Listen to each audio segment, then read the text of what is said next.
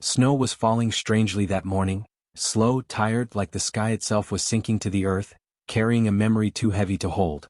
On the railway platform, the white frost blurred every outline, and the distant whistle of an approaching train echoed like a lonely heart calling through an empty valley. In moments like these, even the bravest soul could feel the sting of solitude. Perhaps that was why 20-year-old Ishita Breyer stood wrapped in her wool coat, trembling as though the wind wanted to slip into her deepest secrets. She didn't know that her life was about to change. All she knew was that she couldn't go back, not to the farm, not to the people who pretended to love her. And yet, beneath all her fear, a single question pulsed. Could destiny be whispering something she had been afraid to hear?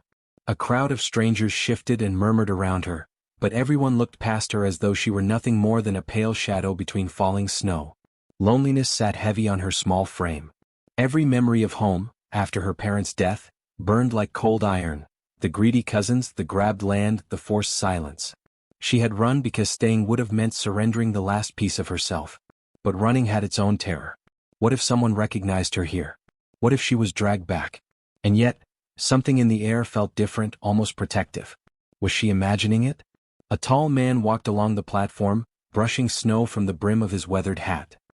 His stride was slow, deliberate, as though he carried years of burden across his broad shoulders. This was Nodin Calder, 30-year-old horse rancher, quiet as desert dusk, carved by work and solitude. His eyes held a silence that only people who have lost too much learn to wear. Maybe that was why he noticed the trembling of Ishita's fingers. Or maybe he too was waiting for a sign. Something to remind him that life hadn't finished speaking to him yet. Whatever it was, he paused. Was he truly looking at her?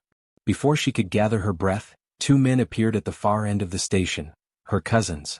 The very faces she had fled from. Their boots crushed the snow with cruel certainty. Ishita's heart shot into her throat. They were here to drag her back, to force her into signing away her land, or worse. It felt as though the world froze mid-snowfall. She spun helplessly, and her eyes locked with Nodin's. Desperation moved her feet before thought did. She stepped toward him, breath shaking, voice barely a whisper. "Please, will you pretend to be my husband? Just for a moment, please?" The words trembled out of her like a secret she wasn't ready to confess. But her eyes, full of fear and a strange flicker of faith, shifted something inside him. Nodin looked at her for one long heartbeat, measuring her truth, then spoke in a voice steady enough to anchor storms. "All right. From this moment, you're with me." He stepped into her space, close enough that she felt his warmth through the cold. For the first time that day her breath steadied. The two men approached, but Nodin planted himself between Ishita and danger, shoulders squared like a man who had nothing to lose but everything to protect. "She's my wife," he said firmly. "If you have business, you deal with me." The men halted. Something in Nodin's stance, unspoken threat, maybe just unbending sincerity, forced them back. They muttered, cursed under their breath, but retreated until their boot prints faded into the white. Ishita's knees nearly buckled with relief.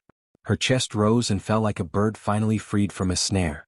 But even as she steadied herself, a new feeling unfurled, one she didn't yet understand. Was this only a borrowed moment of safety, or something deeper? Nodin looked at her, softness flickering beneath his rugged calm. "You're safe now," he said. "But this isn't finished. If you need a place to go, I'll take you." She nodded, unable to find the right words for the gratitude swelling in her throat. They walked together toward his ranch, boots crunching through unbroken snow. Tall pines whispered overhead. Horses neighed somewhere far off.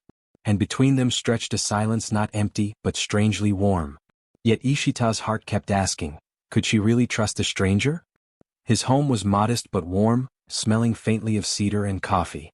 When he handed her a steaming mug and pulled a chair beside hers, close but not intrusive, something inside her eased. "You can tell me everything," he said quietly. "Or nothing. Whatever you choose, it's yours." His kindness was gentle, not the kind that demanded repayment. Slowly she told him about her parents' passing, the land dispute, the threats, the suffocating loneliness. Nodin listened like a man who understood every type of silence. He said very little, but his eyes held all the words she needed. You were wronged, you deserved better. Days slipped by softly, like pages turning without noise. Ishita helped stack firewood. Nodin taught her how to calm a skittish mare. They shared small gestures, a coat handed over, a bowl of stew saved, a lantern lit for the other returning late. Neither spoke of feelings, yet something fragile and beautiful grew between them, built not on grand declarations, but on unspoken understanding. Still at night she wondered, when this ended would she have to walk back into a world that never wanted her? Then a letter arrived from the town court. The decision regarding her land depended on one crucial detail, her marital stability. Without a secure household, her cousins could challenge her claim again. Ishita stared at the paper, breath thin. Noden read it once, then looked up slowly, like a man stepping into a truth he had long tried to ignore. "If you wish," he said softly, "we can marry for real. Not just pretend. A proper ceremony with witnesses. Your land stays yours. And you won't be alone." His voice held fear, hope, and something tender he didn't yet name. Ishita's lips parted. Her hands trembled. "And if I want that?" she whispered. Noden's eyes lowered, a shy smile tugging at a man who had forgotten how to smile. And in that small moment, everything changed. That very evening, bells chimed through the snow-dusted town. Lanterns glowed like fireflies as neighbors gathered inside the little wooden church. Ishita stood wrapped in a white shawl, cheeks flushed by winter and wonder. Noden waited for her at the altar, hands steady, expression soft with a sincerity that melted the cold around them. The pastor's words floated through the air like blessings stitched into the night. "Will you stand by each other?" he asked. Their voices joined as one. "Yes." Snow drifted gently outside the windows, as though the sky itself was offering its grace. When the ceremony ended, they stepped out into the silver-lit world, now husband and wife not by pretense but by choice. As they walked toward their shared home, Ishita slipped her hand into Noden's arm for the first time. He held it like something precious. The night grew quieter, softer, and the world seemed to open before them like a promise finally kept. And if you ever wander through those winter trails, you might feel a hush around you, as if life itself is reminding you that sometimes all it takes is one moment of bravery, one whispered plea, one unexpected kindness, to change everything. Every heart, no matter how battered, is waiting for someone who sees its worth. And love, real love, often begins not with grand gestures, but with two lonely souls finally daring to choose each other.